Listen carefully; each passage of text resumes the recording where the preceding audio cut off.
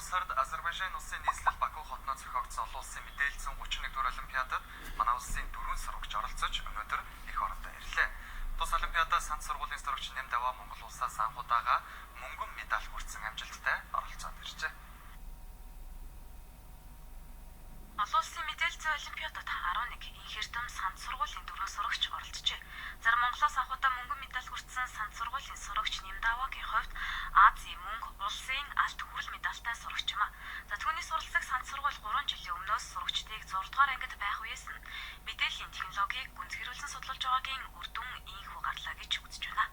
Энэ бол орноос их хамаардаг. Зарим орны хүмүүс хүүхдүүд бол амар их тогтмол ихсээ ордог. Жишээ нь Хятад, Орос болон Америк хүчтэй өрсөлдөгч нар байдаг. Тэгэхээр надад 2 жил явах боломж байна. Тэгээд тэр дотроо авах гэж хичээндээ. Тэгээд ерөнхийдөө мэрэгч лидер бас мэдээлэл зүйн тал руугаа болох байх та.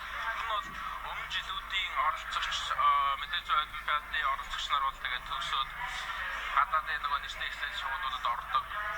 Нөгөө нэг Microsoft Google эднэрт бол их олноор орж байгаа л да. Тэгэхээр энэ бол гадаадын сургуулиуд ч гэсэн анхуучлаад тэр медальтай хүмүүсийг авдаг болж байгаа манай.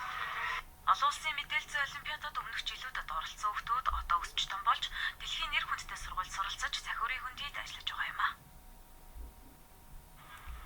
Үзэгч та бүхэнд Игэл телевиз мягмар гарагийн мэдээлэл